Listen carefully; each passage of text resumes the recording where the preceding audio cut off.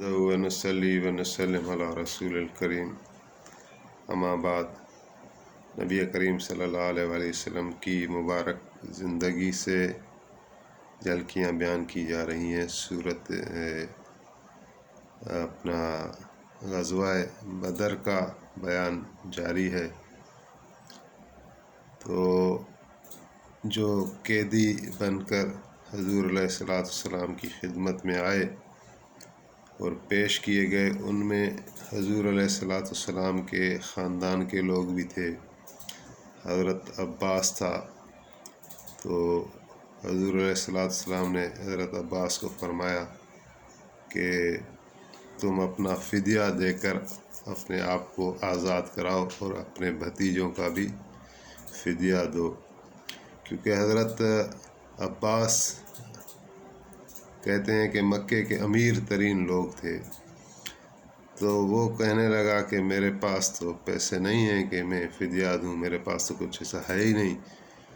تو نبی علیہ السلام نے فرمایا کہ ام الفضل، یعنی ان کی وائف تھی، زوجہ تھی، تو آپ نے فرمایا ام الفضل کو تم کیسے کہہ رہے تھے کہ اگر میں جنگ میں مر جاؤں تو میرا اتنا سونا ہے اور اتنے سونے کا اتنی مقدار تم رکھنا اور اتنی مقدار بچوں کو دینا۔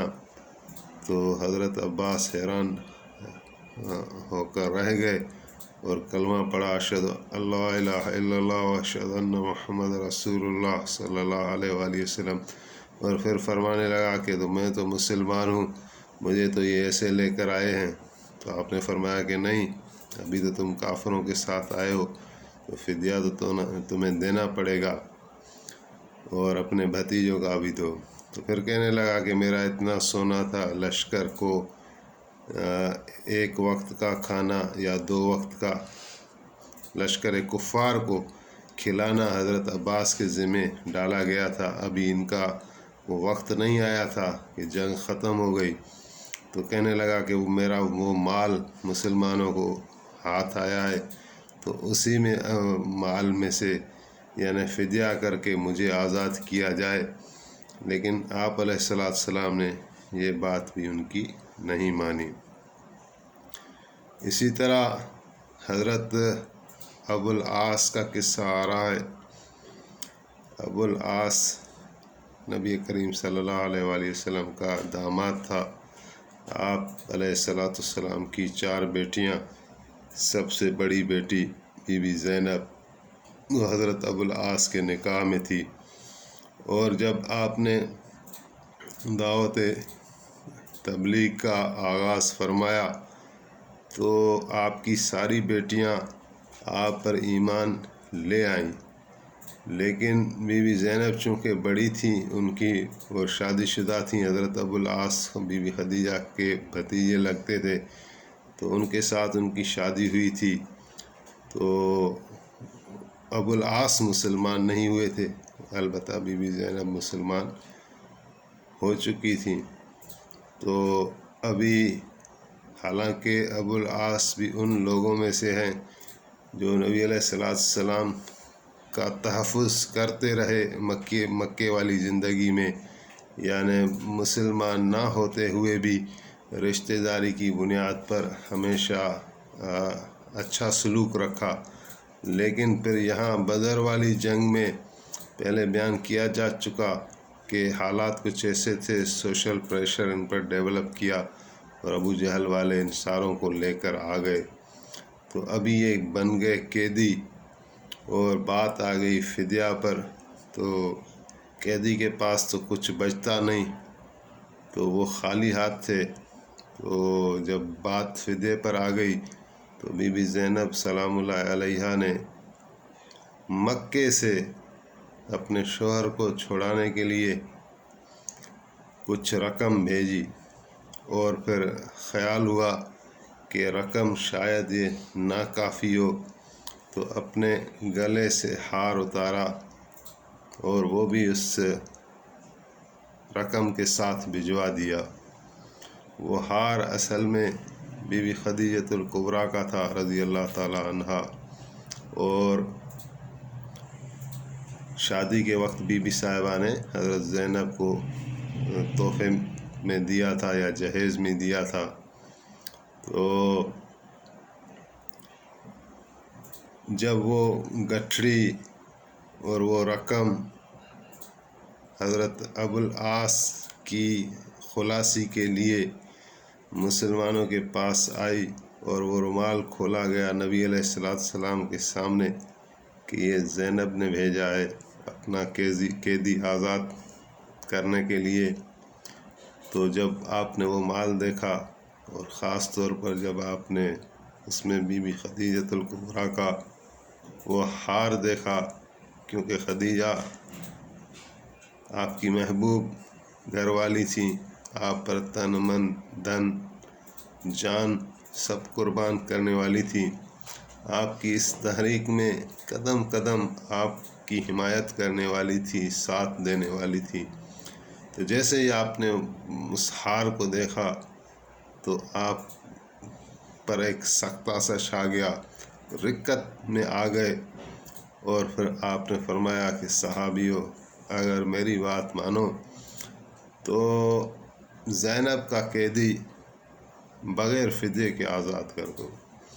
تو صحابہ کرام تو آپ کے پروانے تھے، تو نبی علیہ السلام کا حکم سر آنکھوں پر، تو انہوں نے حضرت ابوالعاص کو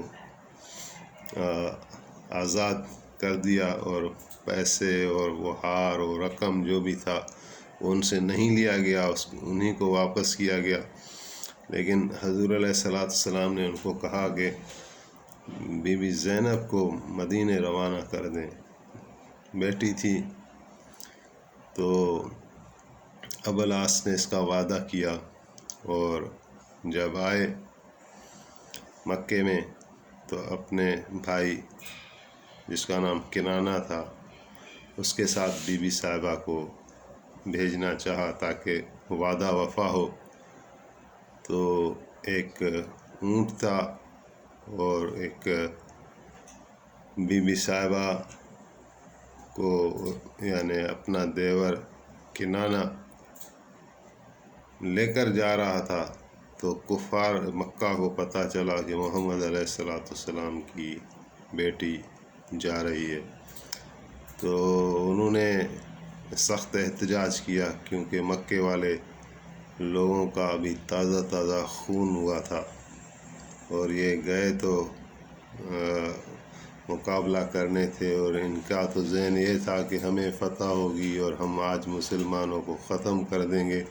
لیکن اللہ تعالیٰ نے ہمیشہ ان کی چال ان پر ہی پلٹ دیا کرتے تھے اللہ سبحانہ و تعالیٰ. تو یہ بدر کی جنگ میں کامیاب نہیں ہوئے، شدت کے ساتھ ناکام ہوئے، اور یہ اپنے عتاب اور انجام کو گویا کہ پہنچ چکے تھے. تو ان سے یہ برداشت نہیں ہوا کہ محمد علیہ السلام نے اور اس کے لشکر نے، حضور کے لشکر نے ہمیں اتنا نقصان پہنچایا ہے، اور حضور کی بیٹی ایسے یہاں سے چلی جائے. تو انہوں نے کسی شریر لوگوں کو حبار ابن اسود اور دوسرا بھی کوئی تھا، ان کو بھیجا، بی بی صاحبہ کا کو نشانہ بنایا اور تیر چلائے، جس سے بی بی صاحبہ اونٹ سے گر گئیں اور حاملہ تھیں، اور بچہ بھی ضائع ہو گیا، اور بعد میں جو ہے اسی زخم کی وجہ سے کچھ عرصہ تکلیف میں رہیں اور پھر وفات کر گئیں. تو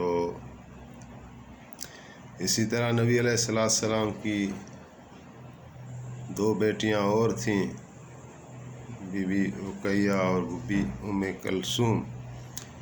تو یہ اسلام کی دعوت اٹھانے سے پہلے ابو لہب آپ کا چچا تھا، اس کے 2 بیٹے تھے، ان 2 بیٹوں کے نکاح میں تھیں یہ بیویاں. تو لیکن جب رسول اللہ صلی اللہ علیہ وآلہ وسلم نے یہ اعلان فرمایا تو ابو لہب آپ کا بڑا دشمن بن گیا، اور جگہ جگہ آپ سے لڑتا، مزاحمت کرتا. تو اس نے اپنے بیٹوں کو کہا کہ تم محمد علیہ السلام کی بیٹیوں کو طلاق دے دو. تو اس کے بیٹے بھی اس جیسے تھے، تو انہوں نے طلاق دے دی۔ عتبہ اور عتیبہ اس قسم کے نام لکھے ہوئے ہیں۔ بہرحال ایک بیٹا اس کا ایسا تھا کہ اس نے یہ سوچا کہ اگر ایسے طلاق دے دوں گا تو حضور کو صدمہ نہیں ہوگا، تو اس کے سامنے جا کر طلاق دیتا ہوں تاکہ ان کی توہین کر سکوں۔ دشمنی نکالنے کی غرض سے ڈھونڈتا آیا اور رسول اللہ صلی اللہ علیہ وآلہ وسلم شاید کہ اس وقت خانہ کعبہ میں تھے، تو یہ ادھر آیا اور نبی علیہ السلام کے ساتھ توہین آمیز لہجے میں بات کی اور گستاخی کی، اور پھر آپ کی کہا کہ میں بیٹی کو طلاق دیتا ہوں۔ تو آپ کو رنج پہنچا اس کے رویے سے، اس کی شدت بدتمیزی سے، تو آپ نے وہاں دعا مانگی اور کہا کہ اللہم سلط۔ دعا کا مقصد یہ تھا کہ یا اللہ اس پر جو ہے اب کوئی چیر پھاڑ دینے والا جانور، تمہارے پاس بہت جانور ہیں، کوئی سا جانور اس کو بھیج دے جو اس کو چیر پھاڑ دے۔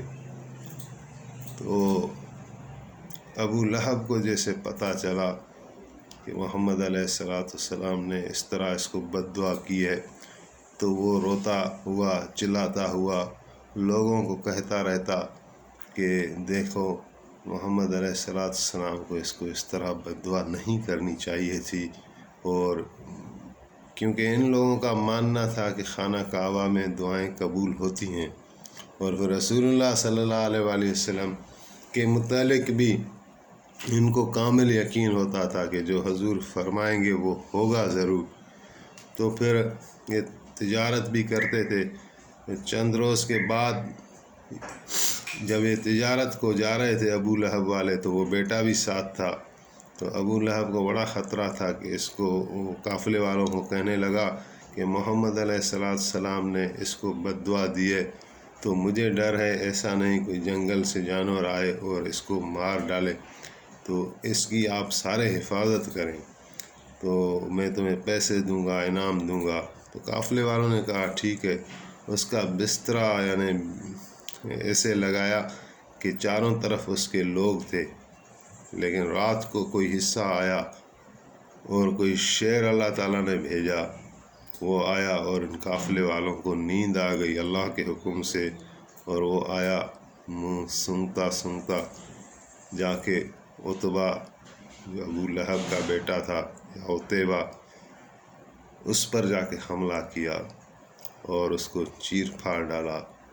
تو اس میں اتنے میں وہ چیخا، لوگ اٹھے، شیر کو دیکھا، شیر بھاگ گیا، تو جا کے جب اس کے قریب گئے تو کہنے لگا کہ محمد مکے میں رہ کر میرے سے انتقام لے لیا۔ پھر ابو لہب کہنے لگا کہ محمد کی بد دعا سے آج تک کوئی نہیں بچا جو یہ بچتا۔ تو یہ بدبخت تھے، اتنا یقین ہوتے ہوئے بھی، اتنی قربت کی رشتہ داری ہوتے ہوئے بھی یہ محروم رہے، اور بدبختی اور شقاوت نے ان کو گھیرا۔ انہوں نے ضد کیا، توہین کی، گستاخی کی، اور آخر کار اللہ تعالیٰ نے ان کو اپنے انجام پر پہنچا دیا۔ تو انشاءاللہ یہ بھی بیان جاری ہے۔ اللہ تعالیٰ میں صحیح بیان کرنے کی توفیق عطا فرمائے، آمین۔